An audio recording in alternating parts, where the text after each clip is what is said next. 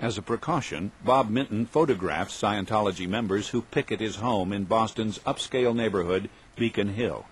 As a warning to other Scientology critics, he posts these pictures on the internet. His opponents are relentless. They tracked him to his remote country home, where neighborhood mailboxes were stuffed with leaflets describing Minton as a fanatical religious bigot. And even on a short vacation to the Caribbean, he was trailed. More hateful literature was passed out to tourists on the beach. Hello. Hi. The fight is getting more personal, and Bob Minton carries with him signs of that battle.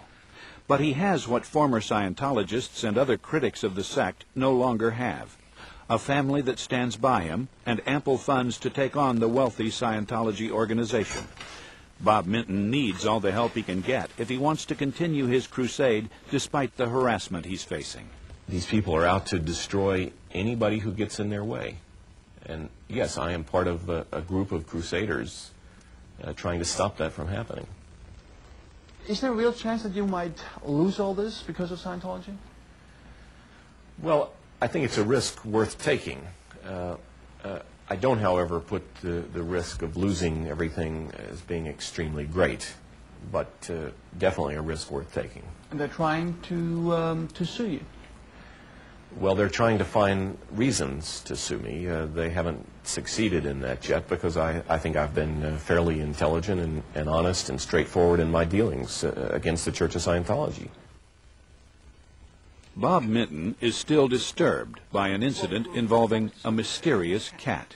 Well, my wife came up here from Boston on December 15th and found a dead black and white cat on our doorstep right here in this spot. It was otherwise a healthy-looking cat. Perhaps a coincidence. But leading Scientologists openly admit that they use private investigators against critics and journalists. One of their investigators recently showed up at the local police station asking questions about Bob Minton. He said that they had been hired, his company had been hired by the Church of Scientology to investigate Mr. Minton's background and what connection he had with the Church of Scientology or why he was interested in them. And were you aware of anything that made you suspicious of Bob Minton before? Always seemed like a gentleman to me, and we've never had any problems with him in town, and I consider him a good citizen in Sandow. Fort Myers, Florida, just a couple of hours by car from Clearwater. 57-year-old Hannah Whitfield lives here with her husband Jerry. For 20 years, she belonged to the Church of Scientology, and for a long time was the right hand of the sect's founder, Ron Hubbard. But even that did not protect her from their disciplinary system. Anyone at any level can be chopped, removed from position, demoted, put into what we now call a slave labor camp, the Rehabilitation Project Force. Hannah Whitfield was captain of the ship on which Ron Hubbard cruised for years. At one time, she was responsible for the entire North American organization. Together with Hubbard's children, Quentin and Diana, she belonged to the inner circle of confidants. And Scientology's founder showed his appreciation. On her birthday, she received a personal letter from Ron Hubbard himself. Hannah Whitfield trusted Hubbard and believed blindly in his teachings. Full of energy, always full of the great things that he could see come about in the future. And he had a magnetism about him. He drew people to him. And it worked on you? And it definitely worked on me. Hannah Whitfield was 24 when she embraced Scientology. 2 decades later, she realized she had to leave the sect, but she didn't get very far.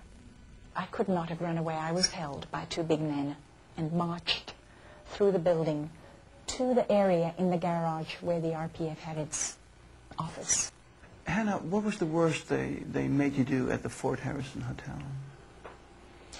I think probably running up and down the 12 flights of stairs in the Fort Harrison Hotel in the summer heat, in the Florida summer heat, carrying 5 pounds or more, 10 pounds of building material, lath and plaster in each bucket, having to run up those steps in boiler suits, in heavy boiler suits.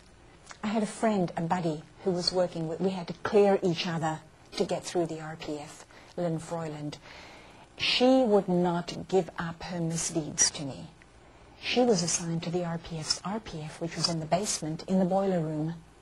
She was chained to pipes for, I really cannot remember how long. That's in the Fort Harrison Hotel? In the Fort Harrison Hotel. I went down there several times pleading with her, Lynn, you can't stay down here. You know, if you stay down here and I can't get you to tell me your misdeeds, I'm going to be put down here, and I don't want to be put down here.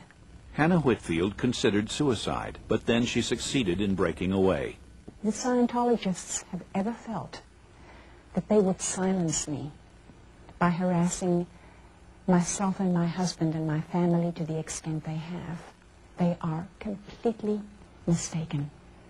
I will never, never give that away. I will never sell my right to speak. Hannah Whitfield and the other Scientology dropouts hope that Bob Minton continues to spearhead their fight. How much longer are you willing to keep this fight up, Mr. Minton? Well, I'm prepared for a fairly long fight, both in terms of financial commitment and personal commitments to it.